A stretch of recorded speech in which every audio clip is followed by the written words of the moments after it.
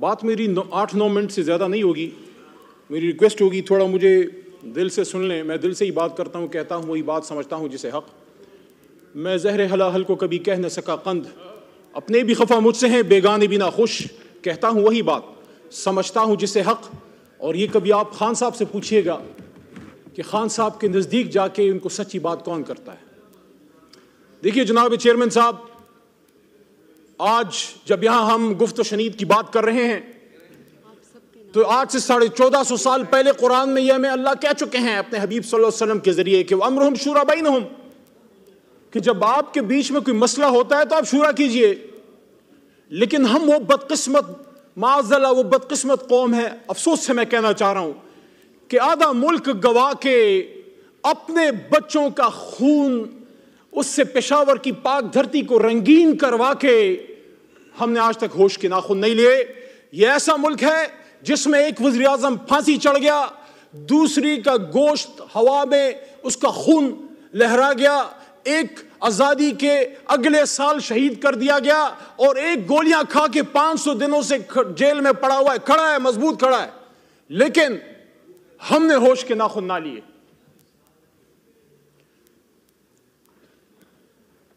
میں سمجھتا ہوں جناب چیئرمین صاحب کہ کوئی بھی سیاستدان ہو, سیاستدان گولی نہیں مارتا,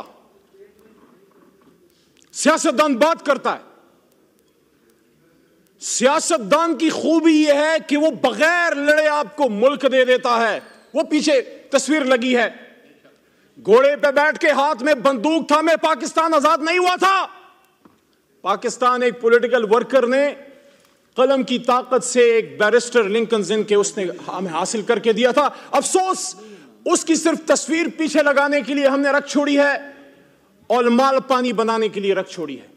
کہتے ہیں قائد اعظم 2 تو کام ہوگا. شرم نہیں آتے ہمیں؟ یہاں بڑی بڑی پولیٹیکل لیگیسیز ہیں اور سب کا مجھے احترام ہے کیونکہ ایسے نہیں بنتی, قربانیوں سے بنتی ہے. غفار خان بابا کی بھی لیگیسی ہے, آج جو ان کے پوتے نواسے کر رہے ہیں اس سے میرا کوئی کام نہیں ہے, لیکن میں عزت تکریم دیتا ہوں غفار خان بابا کو بھی, ولی خان صاحب کو بھی. بھٹو صاحب کی بھی لیگیسی ہے, مسلم لیگ کی بھی لیگیسی ہے. لیکن میرے بھائیوں مجھے آپ یہ تو بتائیے, یہ جو اس وقت ڈی چوک میں شہید ہوئے پڑے تھے, ان کو کیا ہندوستان میں آ کے مارا ہے؟ آرمی پبلک سکول کا سانحہ کل کی تاریخ میں ہوا تھا. 16 دسمبر پاکستان کی تاریخ کا سیاہ ترین دن ہے. 1971 میں اسٹیبلشمنٹ سیاستدانوں کو دوش دیتی ہے, سیاستدان اسٹیبلشمنٹ کو دوش دیتے ہیں. اتنی بڑا پاکی داما کی حکایت, دامن کو ذرا دیکھ, ذرا بند قبا دیکھ. کوئی کہتا ہے جنرل یحییٰ نے فوج کشی کی, کوئی کہتا ہے تم نے ادھر ہم ادھر تم کا نعرہ لگایا, کوئی کہتا ہے ہائبرڈ رجیم ہے. یہ ہائبرڈ رجیم کیا 2017 سے آئی؟ 1986 میں جب محترمہ بے نظیر بھٹو شہید پاکستان اتری ایگزائل کے بعد, پاکستان کی تاریخ شاید ہے کہ یا وہ دن تھا یا 30 اکتوبر 2011 جب پورا لاہور نکل آیا تھا, یا پورا لاہور بے نظیر کے لیے نکلا ہے یا عمران خان کے لیے نکلا ہے. لیکن جب سن 86 میں, میرا سوال آج اس پارلیمنٹ سے یہ مقدمہ جمہوریت ہے, میں کسی نواز شریف زرداری یا عمران خان کی بات نہیں کر رہا, میں اس پارلیمنٹ کا, اس جمہوریت کا رونا رو رہا ہوں کہ آج ہمیں ہائبرڈ رجیم کی بات کی جاتی ہے. یہاں سلیکٹڈ کی بات ہوئی, ہمیں سلیکٹڈ بھی کہا گیا, پتہ نہیں کیا کیا کہا گیا. شکر ہے قاتل تو نہیں کہا گیا, قاتل تو نہیں ہے, اپنے ہمارے ہاتھوں میں کسی کا خون نہیں ہے, شکر الحمدللہ.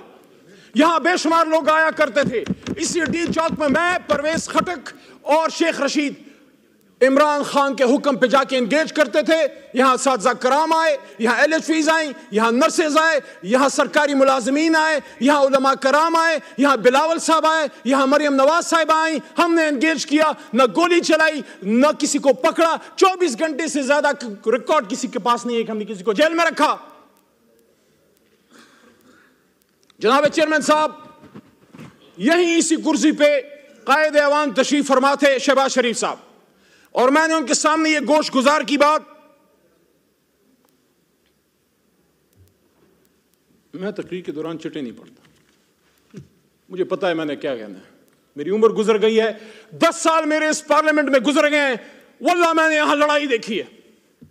ایسے لگتا ہے جیسے ہم گھروں سے یہاں لڑنے کے لیے آتے ہیں، جیسے یہ کیمراز بند ہوتے ہیں پھر آپس میں چائے پیتے ہیں. یہ منافقت نہیں ہے؟ ایک دوسرے کی شادیوں میں جاتے ہو، ایک دوسرے سے ملتے ملاتے ہو، اکٹھے جا کے عمرے کرتے ہو، لیکن جب قوم کی بات آتی ہے پھر آپس میں لڑتے ہو. کس کو دکھانے کے لیے؟ اللہ کو راضی کرو یار. عزت ذلت عمران خان، نواز شریف یا زرداری کے ہاتھ میں نہیں ہے. عزت و ذلتوں کا مالک وہ ہے جس کے 100 نام اوپر لکھے ہوئے. آج وہ بات کرو جو خدا لگتی بات ہو، جو حق لگتی بات ہو. ایبٹ آباد ڈویژن میں جناب چیئرمین صاحب، میں ایک ایک شہید کے گھر گیا ہوں. یہاں چھوٹا بھائی ادھر بیٹھا ہوا تھا، عطا تارڑ صاحب اس وقت نہیں ہے.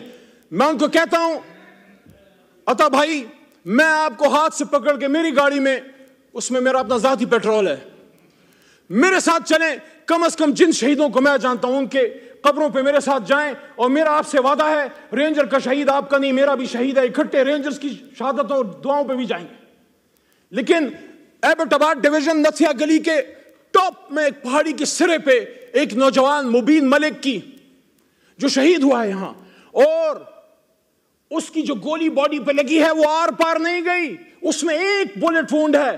اور یہاں لائرز بیٹھے ہیں، مروت بیٹھا ہے پیچھے، مروت صاحب بیٹھے ہیں، آپ بھی لا کے اسٹوڈنٹ ہیں.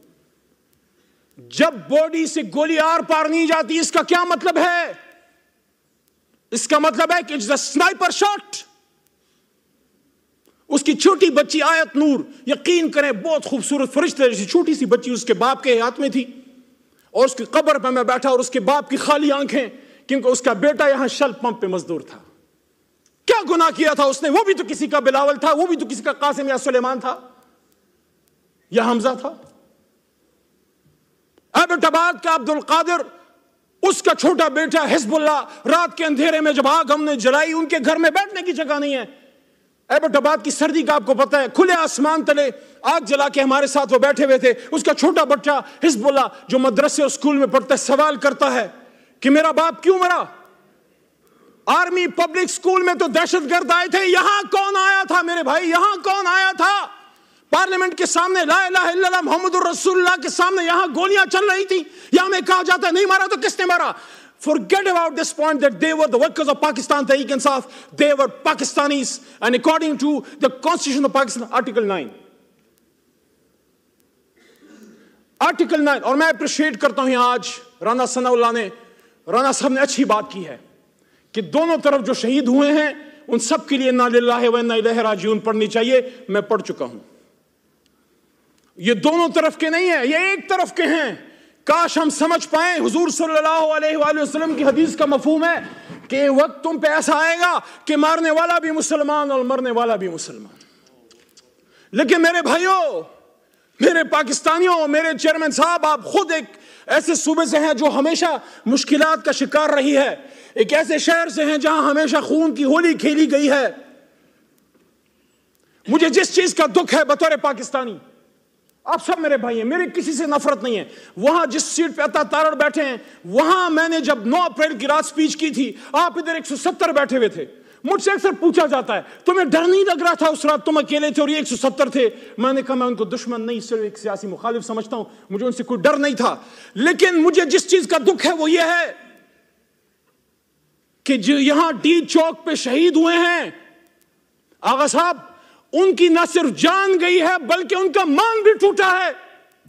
میں دل کے درد سے یہ کہہ رہا ہوں، ان کو یہ پتا تھا کہ گرفتار ہو جائیں گے، آنسو گیس چل سکتی ہے، لاٹھی چل سکتی ہے، ہاتھ پیر ٹوٹ سکتے ہیں، لیکن جو گولی ہم نے ان کو ہندوستان پہ چلانے کے لیے دی ہے وہ میرے سینے سے آر پار کبھی نہیں ہوگی، کبھی نہیں ہوگی، کبھی نہیں ہوگی. یہ گولی تو ان لوگوں کے لیے ہم نے تمہیں دی ہے کہ جو لوگ سری نگر میں مسلمانوں کا خون بہاتے ہیں، یہ گولی پاکستانیوں پہ چلانے کے لیے نہیں، یہ گولی پاکستان اور اسلام کے دشمنوں پہ چلانے کے لیے ہے.